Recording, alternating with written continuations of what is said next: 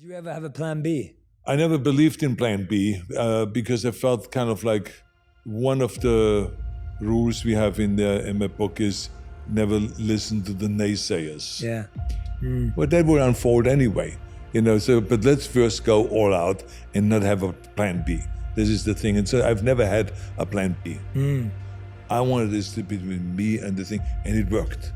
People figured it out, that I'm out there, that I'm promising them, and they bought into it, and they won. And so this is why it is so important that you have really a 100% belief in not having to go and say, my plan B, if this doesn't work, is I'm gonna go back to movies. Well, that will unfold anyway, so it was unbelievable. It worked, it was fantastic, and it really gave me a purpose.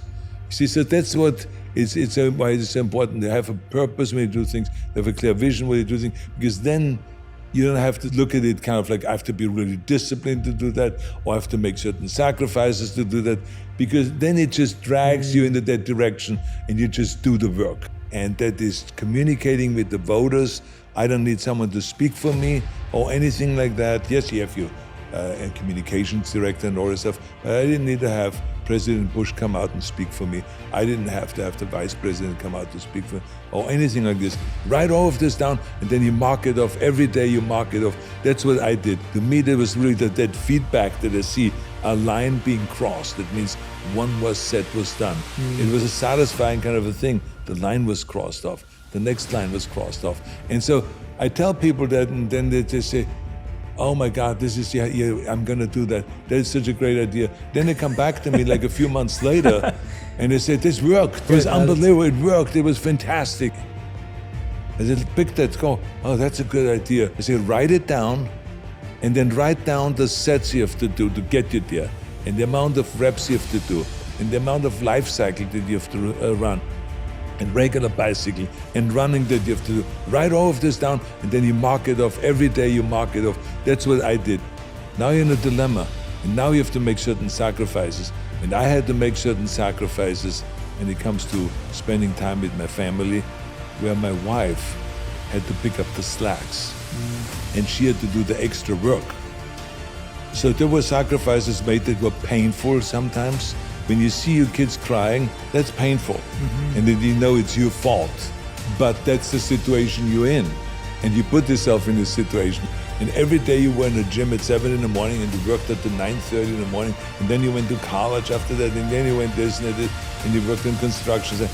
I was like looking forward to getting up in the morning and looking forward driving to the gym and working out 2.5 hours, and then going down to the beach and taking a run in the deep sand and getting some cardio work done and all this stuff.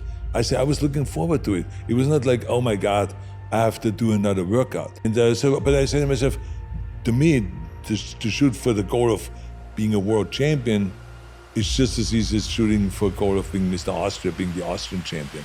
So I just went all out, and not only to win the world championships in bodybuilding, but to go beyond Reg Park, who won at that point 3 Mr. Universe titles, to go beyond that and to say, I want to actually become the greatest bodybuilder because I wanted to be the David and not the Goliath.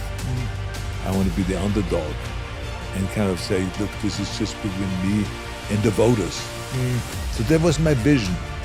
Not a political strategy vision, but I mean, that was my vision. I said, I have to be the person that is by himself, that is kind of crawling up there, and then I want to go and be there and work my way up to become the greatest bodybuilder of all times. And that's, we are talking about one of the other rules. Yes. Is in my book, which is that to shoot for big goals. Yeah, never think small. Is just as much energy or as little energy as shooting for a little goal.